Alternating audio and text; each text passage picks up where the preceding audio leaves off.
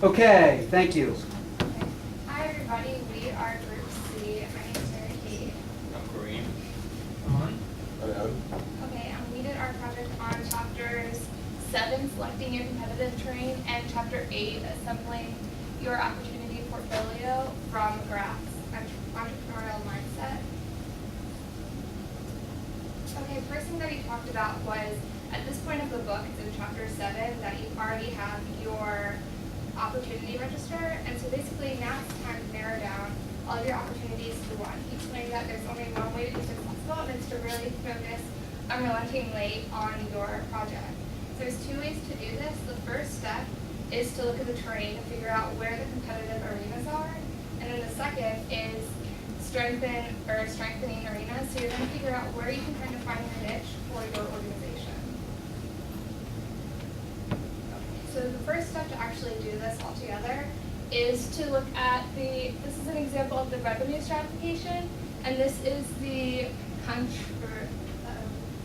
contribution stratification. So these are their stratification maps, and they break down what goes into your organization making a profit. So it goes everything from team leaders to who your technology guy is to really any other aspect that's kind of moving your organization to either fail or do well. And after looking at these maps, what they allow you to do is figure out what in your organization is making it succeed, and these are called the ACEs, which is explained right here, and it's just like a deck of cards. So that's your most competitive thing that you have, and it's also the most valuable.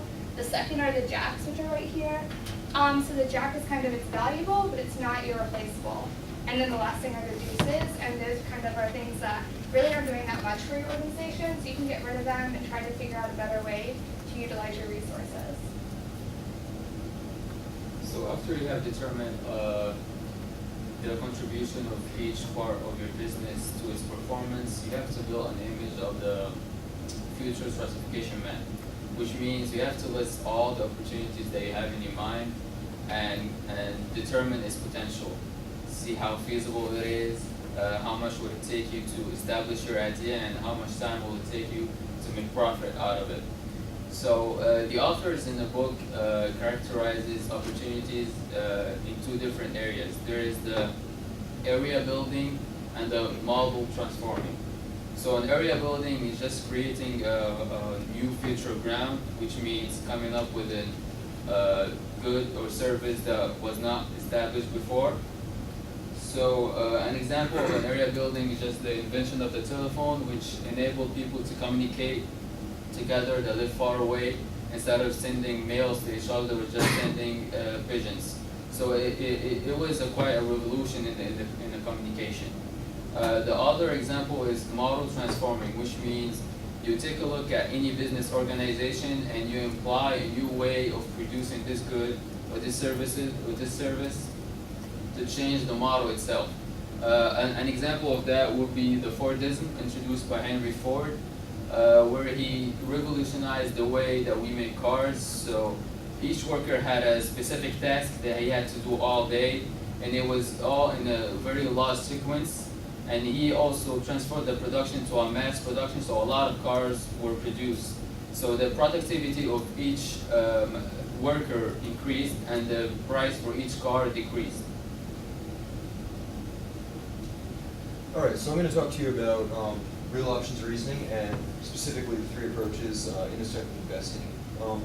First approach is called positioning, and everyone like see this board all right? All right, so for positioning, it's where you have your company, and then there's a bunch of other small projects. My spelling's spectacular. And they're all working to develop the same thing. What you're going to do is take your company and figure out whichever one is getting there first. You're going to choose either B, C, or D. The second method is called scouting, where you've got your company A, and then you're going to send out probes to venture B, venture C, venture D, and like explore new markets using that. And then third is called stepping stone, where you want to move forward sequentially and generally just establish new competences involving your business in a linear fashion. And by the end, you've got a portfolio of all the different investing. I'm going to talk about allocation of resources. So what the animals have to do with is they're each representing a project. So just think of an animal as a project. And many options is very important, especially for an industry that may be very uncertain, or you don't know where it may end up. The way you choose how to allocate your resources is based on how much emphasis you want. So technology companies probably going to have more emphasis on their software than their perhaps their wording of stuff to make things easier, but more like the core software itself. Similar projects. So once you divvy your resources to each project, you don't want to change the division of resource, but rather have similar projects fight each other for the same resource allocation.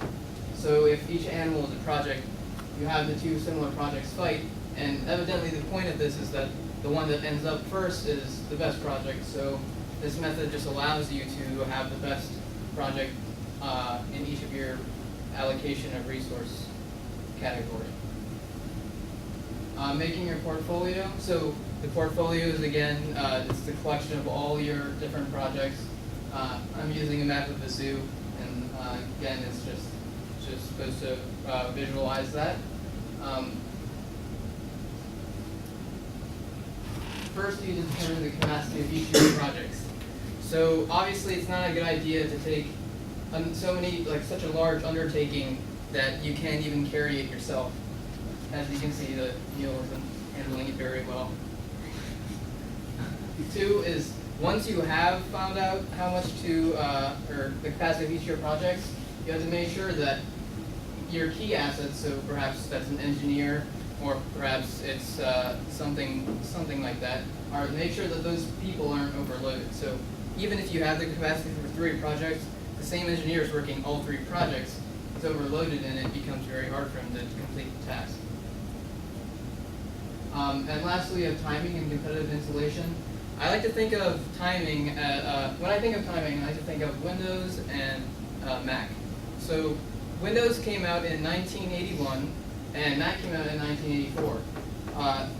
So there's an expiration date to projects, and if Windows didn't complete their expiration date with their OS, Windows, fast enough, then had Mac come out, then Mac would probably take up the field, and we probably see more Macs than PCs instead of the other way around. And then competitive insulation, I also like to think of it as a niche, is a way that other competitors can't compete with you. For example, Windows is a very complicated software and it's not easy to replicate. It's not easy to make something on the same level. And again, the same thing goes with Mac. And one more that I like to think about school is Coke. Coke just has their secret recipe which no one has any idea how to replicate, and it gives it a unique taste that no one else can compete with. So at the end you have those small activities for you guys.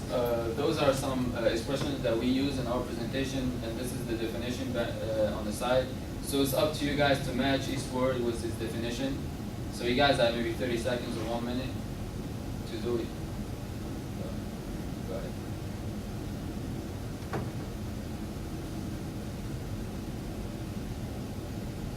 Anybody want to answer? First one? Well, I think I know the second one. Okay, what is the second one? B? Anything else? Yeah? Yes. Oh, Okay. okay. First one. Answer the first one. Anybody?